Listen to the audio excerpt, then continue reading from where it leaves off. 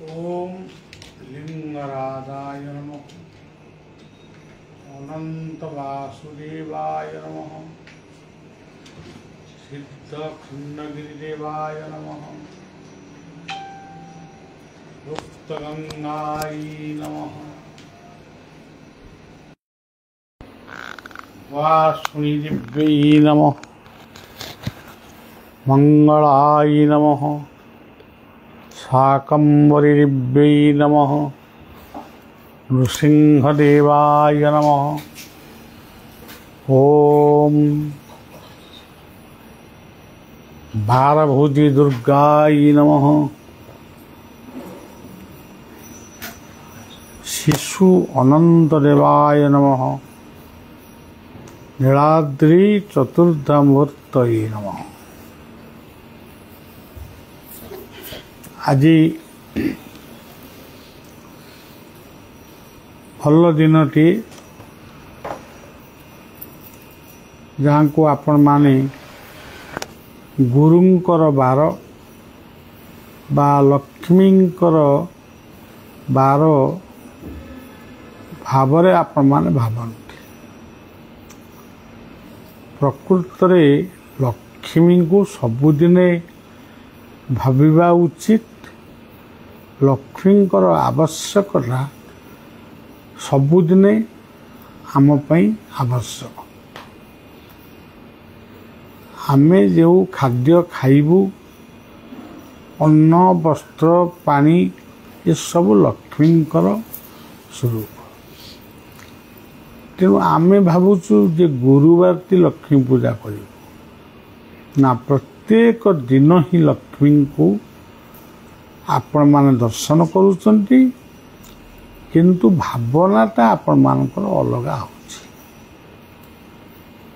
ସେଇଭଳି ଭାବରେ ଗୁରୁ ପୂଜା କେବଳ ଯେ ଗୁରୁବାର ହେବ ଏମିତି କିଛି ମାନେ ନାହିଁ।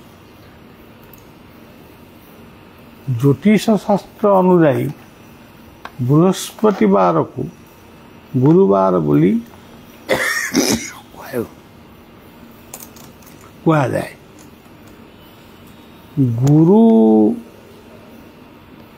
ଆମେ ଯେତେବେଳେ ଜନ୍ମ ହେଇଛୁ, ଯାହା କହୁଛୁ, ଯାହା କରୁଛୁ, ଯାହା କରିବୁ, ସବୁକିଛି ଗୁରୁଙ୍କ ଦ୍ୱାରା ସୃଷ୍ଟି। ମାତୃଗର୍ଭରେ ଜନ୍ମ ପରେ ଗୋଟିଏ ବର୍ଷ ପରେ ଆଉ ଗୋଟିଏ ବର୍ଷ ବିତିଯିବା ପରେ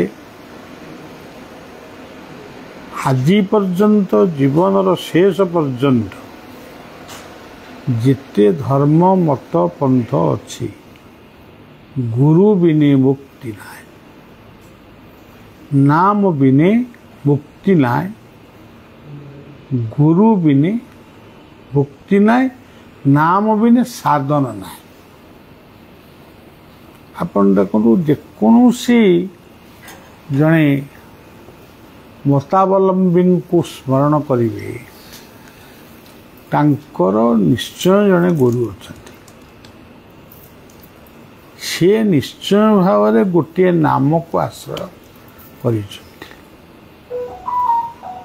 ଏଇ ଦେଖନ୍ତୁ, ମହତ୍ତ୍ୱ ଲୋକମାନେ ମହତ୍ତ୍ୱ ଭାବରେ ଚିନ୍ତା କଲେ ସବୁ କଥାର ମୀମାଂସା ହେଇପାରିବ। ଆମର ହିନ୍ଦୁମାନେ ବହୁତ ନାମରେ ଈଶ୍ୱରଙ୍କୁ ସମ୍ବୋଧନ କରୁଛନ୍ତି। ବହୁତ ରୂପରେ ଆମେ ତାଙ୍କୁ ସଜଉଛୁ।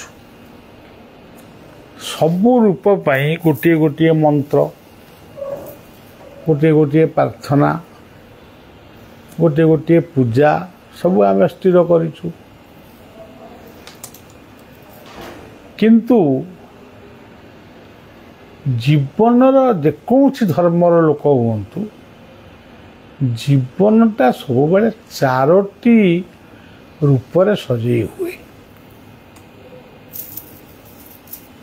ପୂର୍ଣ୍ଣାଙ୍ଗ ଜୀବନଟି 4ଟି ପର୍ଯ୍ୟାୟରେ ସଜ୍ଜିତ ହୁଏ। ପ୍ରଥମ ପର୍ଯ୍ୟାୟ ହେଉଛି ବାଲ୍ୟ, ତାପରେ ପୌଗଣ୍ଡ, ତାପରେ ଯୌବନ, ତାପରେ ବାର୍ଦ୍ଧକ୍ୟ। ଆଉ ବାର୍ଦ୍ଧକ୍ୟ ପରେ ସଦାସଜି କିଛି ନାହିଁ, ଏଇଟା ହେଉଛି ମୃତ୍ୟୁ। କିନ୍ତୁ 4000 ନାମରେ ହିନ୍ଦୁମାନେ ପ୍ରଭୁଙ୍କୁ ସ୍ମରଣ କରନ୍ତି। 4000 ମୁଁ ହିସାବ କରିନି, 400 ହେଇପାରେ କି 200 ହେଇପାରେ, କିନ୍ତୁ ଭିନ୍ନ ଭିନ୍ନ ନାମରେ। ଆସନ୍ତୁ ଇସଲାମ ଧର୍ମକୁ, ସେ ଗୋଟିଏ ନାମରେ ଜଣକୁ ଡାକୁଛନ୍ତି, ତାଙ୍କର ଫିକ୍ସ ନାମ, ଗୋଟିଏ ନାମ। ତେବେ ଆମର ଯେମିତି ବିଭିନ୍ନ ପ୍ରକାର ପୂଜା ପର୍ବ ଅଛି, ତାଙ୍କର ବି ଯେମିତି ଅଛି।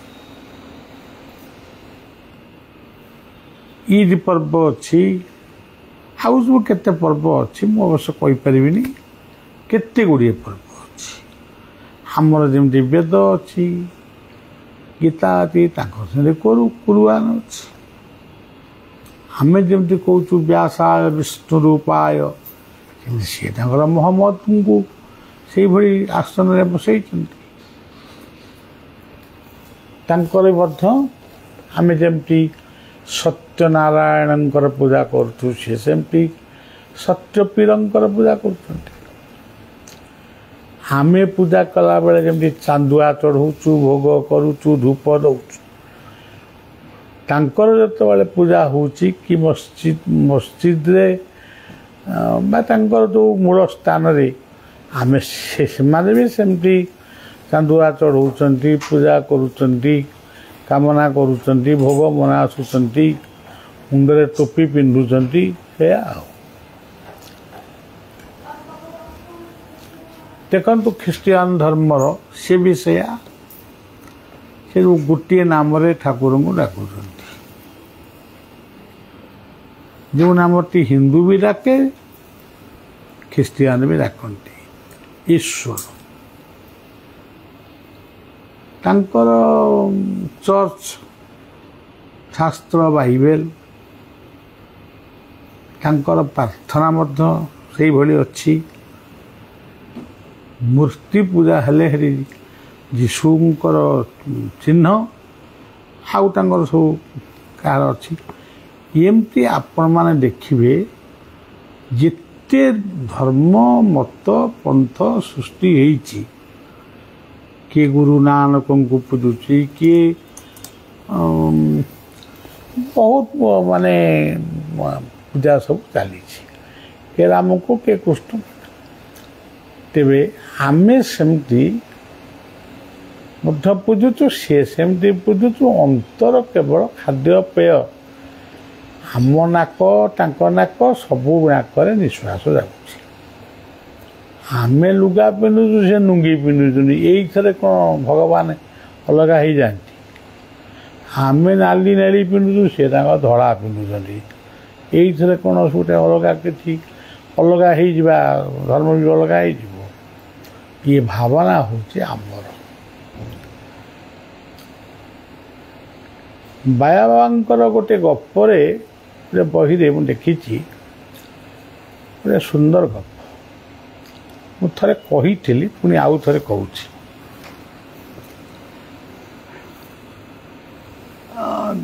ଜଣେ ବ୍ୟକ୍ତି ଆମର ଯେଉଁ ଆଖଣ୍ଡଳମଣି ଆରେଡ଼ି ଆଖଣ୍ଡଳମଣିଙ୍କ ମନ୍ଦିରରେ କୌଣସି କାମନାର ପୂର୍ଣ୍ଣ ପାଇଁ ସେ ଉପାସନାରେ ରହିଲା।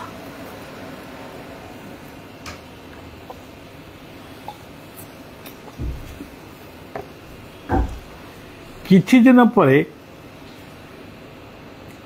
ତାକୁ ଆଉ ଭଲ ଲାଗିଲାନି। ଆଖଣ୍ଡଳମଣି ତ କିଛି କହୁନାହାନ୍ତି, କାହିଁ ଆଉ ପଡ଼ି ରହିବା।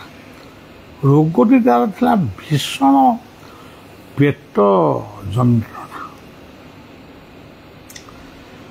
डॉक्टर मानकर चिकित्सा करी करी से नयात हो पड़ा आकुल जाई आखंडमणि पीठरे पड़ा दिन सका उठिकी चलला ना ये हम ये हिंदूर देवता माने ये सब पत्थर हो गला पंडा सेवक माने तांको स्वार्थ हासिल करी केवल गोटे खाली पानी ढालुंट क्षीर ढालुंट ये किसी लाभ नहीं चलो आम जा खोर्धा काईपदर पीरंग पाखक जा एतिकी भावी जगन्नाथ सड़क से आसुचंती पेट जंत्रणा होउछि मझे मझे पानी टिके काठ मागिक पीउछंती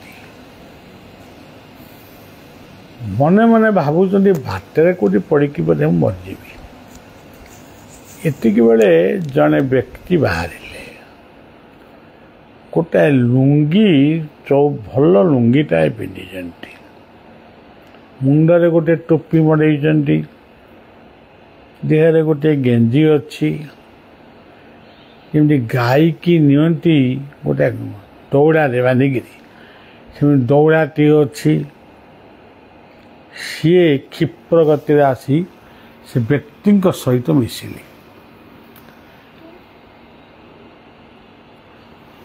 ये देखिले कहले के कुआड़े जाऊँ बाटोई लोक ये पचारे ये मुसलमान पचारे हिंदू उपासक को आप कौटी की जीवे ना काईपदर जी कौटू आसिले आसिली भद्रक आरेडी आखंडमणि पीठरू से कहीं जाइए मोर पेट मरा बहुत जंत्रणा से रक्षा पाइबापी चिकित्सक मान पारे मुझे उपासना थी पचारे कौन भल हो गला ना भल है दर्शन मिलला ना दर्शन मिलला किसी बाट एमती चली कहीका जाऊँगी आखंडमणि होउचंती कलिजुगर प्रत्यक्ष देवता हिंदू माने तांको बहुत भल पाती बहु असाध्य रोग मध्य दूरीभूत हुए आपण तांको दर्शन पाई नाहांती माने आपणकर समय हेनी आपण धैर्यच्युत होती आपण पळी आसुछंती तेबे काईपदर जो जाउचंती सेठी मध्य मुसलमान माने हिंदू माने समस्त पूजा करते किंतु एते बात आसवा कौन दरकार से रही आउ दिने दे दिन पर आपण किसी बर पाई था पुणी आपण एठिक आसिले जातु फेरी जातु ये तो कहले मु तो एते बात आइले पुणी फेर भी से बाट आउ तो अल्प बाटर काईपदर पहुँची आउ कहीं फेर जाऊे ना धरी से अंटार गोटे विभूति बाहर करी ये व्यक्ति को देले नियो ये विभूति की पाई दियो पानी टिके भी देले पाखे पानी देला से मुसलमान बोली न भाविक पाईदेले पाई सारिक गोटे हाकुड़ी माइले दीर्घ निश्वास पकई हो केते शांति लगिला आउ चारि पाते कि पांच पाते जाइचंती से व्यक्ति को आउ तांको पाखरे देखिलेनी भाविले बोले पछरे आसुचंती ସେ ପଛକୁ ଫେରିଲା ବେଳକୁ ଦେଖିଲେ ସେ ବ୍ୟକ୍ତି ଆଉ କେହି ନାହାନ୍ତି ସେ ଏକୁଟିଆ ଚାଲିଛନ୍ତି। ଲମ୍ବା ଦୀର୍ଘ ରାସ୍ତା ପର୍ଯ୍ୟନ୍ତ ସେ ଚାହୁଁଛନ୍ତି, ସେ ଦେଖିଲେ ଆଉ କେହି ଆସୁନାହାନ୍ତି କି ଯାଉନାହାନ୍ତି। ତାହେଲେ ଏ ଶୂନ୍ୟ ରାସ୍ତାରେ କିଏ ମୋତେ ଦେଖାଦେଲା? ମନରେ ଭାବିଲେ, ମୁଁ ଯେହେତୁ କାଇପଦରେ ଯାଉଛି ପୀରଙ୍କ ପାଖକୁ, ଆଖଣ୍ଡଳମଣି ବୋଧେ ପୀରଙ୍କ ରୂପରେ ମୁସଲମାନଙ୍କ ରୂପରେ ମୋତେ ଦେଖାଦେଲେ। କେତେବେଳେ ଭାବୁଛନ୍ତି ପୀର ବୋଧେ ଆସି ଆଖଣ୍ଡଳମଣିଙ୍କ ରୂପରେ ଦେଖାଦେଲେ। ଏଇ ଭାବନା ଭାବି ଭାବି କାଇପଦରେ ପହଞ୍ଚିଲେ। ସେତେବେଳକୁ ରୋଗ ଯାଇଛି। କାଇପଦର ପୀରଙ୍କୁ ଦର୍ଶନ କଲେ, ପୁଣି ଫେରିଲେ, ଆଖଣ୍ଡଳମଣିଙ୍କୁ ଦର୍ଶନ କରି ନିଜ ଗୁରୁକୁ ବାହୁଡ଼ିଲେ। ସେଇଦିନ ଠାରୁ ମୃତ୍ୟୁ ପର୍ଯ୍ୟନ୍ତ ସେ ଆଉ ରୋଗ ଦେଖିନାହାନ୍ତି। ଏ କଥାଟି ମୋତେ କହିଥିଲେ ମୋର ବାପା ସଚ୍ଚିଦାନନ୍ଦ ମହାନ୍ତି। ପଟାପୋଳରେ ମୋତେ କହିଥିଲେ। ମୁଁ ତାଙ୍କୁ ପଚାରିଥିଲି, ବାପା କୁଆଡ଼େ ଯିବେ ବୋଲି ବାହାରିଛନ୍ତି? ନା ମୁଁ ଟିକେ କାଇପଦର ପୀରଙ୍କ ପାଖକୁ ଯିବି। ବୋଲି ସିଏ କିଏ? ଏମିତି କହୁ କହୁ ବୋଲି ସେ କ'ଣ ଆମର କ'ଣ ଏଇ ଠାକୁର ନାହାନ୍ତି? ଚଣ୍ଡୀ ଅଛନ୍ତି, କଟକ ଚଣ୍ଡୀଗଡ଼ ଚଣ୍ଡୀ, ଦକ୍ଷିଣେଶ୍ୱର କାଳୀ, ଅମରେଶ୍ୱର, ଗଡ଼ଗଡ଼େଶ୍ୱର, ଧବଳେଶ୍ୱର, ଏତେ ଠାକୁର ଅଛନ୍ତି, ଆପଣ ଦେଖୁଛନ୍ତି କାଇପଦର? ନା ମୁଁ ଗୋଟେ ସ୍ୱପ୍ନରେ ଦେଖିଲି ଯେ ଗୋଟେ ମାଂସ ବୋଲି ସେ କହିଲେ। ମୁଁ ଅନୁମାନ କରୁଛି ମାଂସଟିଏ ଧରିଛନ୍ତି। ଏପାଖରୁ ଗୋଟେ ହାତ ହେଉଛି, ସେପାଖରୁ ଗୋଟେ ହାତ ହେଉଛି।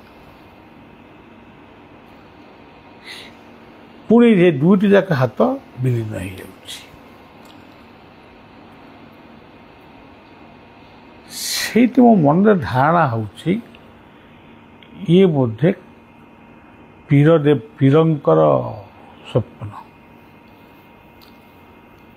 ଗୋଟେ ମାଂସ ଭଳି ଦେଖାଯାଉଛି। ତା ମାଂସ ବୋଲି ମୁଁ କହୁନି, ମାଂସ ଭଳି ଦେଖାଯାଉଛି। ଏ ପାଖରେ ହାତ, ସେ ପାଖରେ ହାତ। ଗୋଟିଏ ହାତରେ ରାକ୍ଷୀ ବନ୍ଧନ ହେଇଛି ମାନେ ଇଏ ହିନ୍ଦୁ, ଅନ୍ୟ ହାତରେ କିଛି ନାହିଁ। ତେଣୁ ଗୋଟେ ଧାରଣା ହେଲା, ମୁଁ ଯାଉଛି ଆଉ। ଏ କଥାଟି କାହିଁକି ମୁଁ କହିଲି? ମହାପୁରୁଷ ଅଚ୍ୟୁତାନନ୍ଦ ଯେଉଁ ନେମାଳ ଗାଦିରେ ସାଧନ କରୁଥିଲେ, ତାଙ୍କୁ ମକ୍କାମଦିନାର ତାନ୍ତ୍ରିକ ମାନଙ୍କୁ ସେଠିକାର ମୁସଲମାନ ମାନେ ତାଙ୍କୁ କହି ତାଙ୍କ ଉପରକୁ ସବୁ କ'ଣ ବିଭିନ୍ନ ଟେକା ଫେକା ଏମିତି ସବୁ ପଡ଼ିଲା। ସେ ଯାହା ଆସି ପଡ଼େ ଇଏ ତାକୁ ମାନେ ତାଙ୍କ ମନ୍ତ୍ରରେ ଇଏ ତାକୁ ଉଡ଼େଇ ଦିଅନ୍ତି। ଶେଷରେ ସେମାନେ ଅଚ୍ୟୁତି ଖାଁ ବୋଲି ଆଜି ବି ତାଙ୍କ ବଂଶଧର ସେଠି ଅଛନ୍ତି। ସିଏ ମଧ୍ୟ ତାଙ୍କରି ବଂଶରୁ ପ୍ରଥମ ଭୋଗ ମଧ୍ୟ ଜ୍ୟେଷ୍ଠ ପୂର୍ଣ୍ଣିମା ଦିନ ନେମାଳକୁ ଆସେ। ଏଇଭଳିଆ ପରୀକ୍ଷାରୁ ଉତ୍ତୀର୍ଣ୍ଣ ହୋଇ ଅଚ୍ୟୁତାନନ୍ଦ ମହାପୁରୁଷ ରୂପରେ ଆଜି ପୂଜା ପାଉଛନ୍ତି।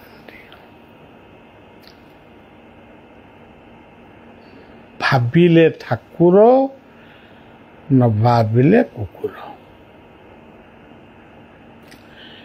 ସେଇ ନେମାଳ ପୀଠରେ ବସି ଲେଖିଲେ ଅଚ୍ୟୁତାନନ୍ଦ,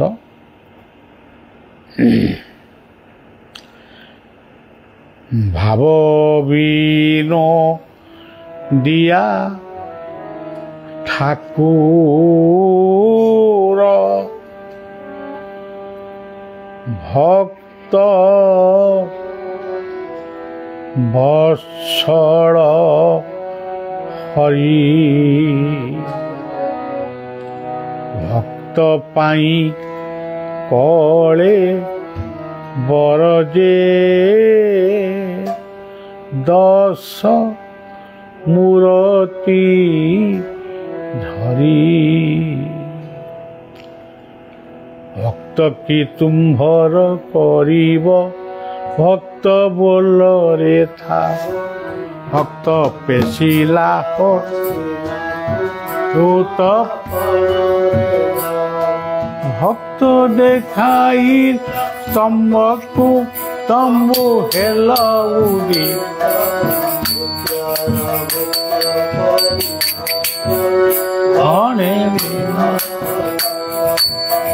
ঘর ভূত্য পরি হরে ঋণ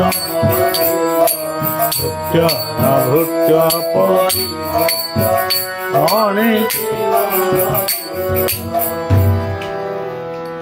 এই অচ্যুতানন্দ মহাপুରୁଷ এই ସଙ୍ଗୀତକୁ ଲେଖିଛନ୍ତି। এই ସଙ୍ଗୀତକୁ ଯଦି ସମସ୍ତେ ଆମେ ପଢ଼ିବା ବୁଝିବା ତାହେଲେ ଅଚ୍ୟୁତଙ୍କୁ ଆମେ ଡାକୁଛେ ବୋଲି ମାନୁଛେ ବୋଲି ଦାବି କରିବା। ଆଉ ତୁଚ୍ଛାଟାରେ ଅଚ୍ୟୁତ ଏମିତି କହିଲେ ସେମିତି କହିଲେ ଯିଏ ଯାହାକୁ ତାକୁ ଯଦି ବି କହୁଛ, ଯଦି ମାଳିକା ଆପଣମାନେ କହିଲେ ଭଲ, ମାଳିକା ବି କୁହନ୍ତୁ, ରୋଗଟା କୁହନ୍ତୁ। ଧରନ୍ତୁ ଆସିଲା କ'ଣ ହେଲା କରୋନା କିମ୍ବା କଲରା କିମ୍ବା ବସନ୍ତ, ସେ ବି ଆସିଲା, ତା ସାଙ୍ଗରେ ଟୀକା ବି ଆସିଲା, ଇଞ୍ଜେକ୍ସନ ବି ଆସିଲା, ଔଷଧ ବି ଆସିଲା। ଦୁଇଟା ଯାକ କଥା କହିଲେ ସିନା ଲୋକ ଖୁସି ହେବେ। ଆଉ ଆମେ ଗୋଟାଏ କଥା କହିବା, ଆଉ ଗୋଟେ କଥା କ'ଣ ପୁଣି ହେବ?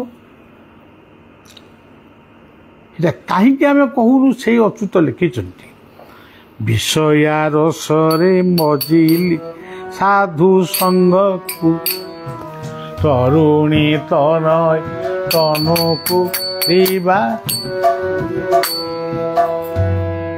ବିଷୟା ରସରେ ସାଧୁ ସଙ୍ଗକୁ ତରୁଣୀ।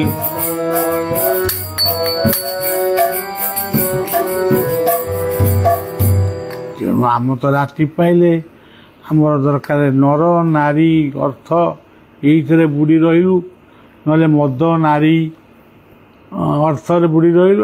ଆମେ କେମିତି କ'ଣ ତାଙ୍କ କଥାକୁ ଆମେ ଜାଣିବା ବା ତାଙ୍କୁ କ'ଣ ମାନିବା ନା କ'ଣ? ଆମର ଲାଭ କ'ଣ କ୍ଷତି କ'ଣ? ଏମିତି ତ ଗୋଟା ହଉ ହଉ ହଉ ହଉ ହଉ ହଁ, ସେଥିରେ କ'ଣ ହେବ? ମୁଣ୍ଡ ବାଳ ପାଚିବ, ମରିବା। ଆଉ କ'ଣ ସେତେବେଳକୁ କ'ଣ ଲାଭ ଅଛି? ଲାଭ କ'ଣ ଅଛି?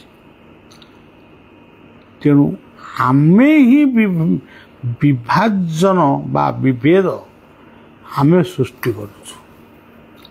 ଏଇ ସେବକ ବହୁତ ଦିନ ତଳେ ସେଇ କାଇପଦରକୁ ମୁଁ ଯାଇଛି। କ'ଣ ଗୋଟେ କାଇପଦର ହେଉଛନ୍ତି, ଯିବା ଟିକେ ବାପା କ'ଣ କହୁଥିଲେ। ସେଠି ସେମାନେ ଦେଖି ବହୁତ ଖୁସି ହେଲେ।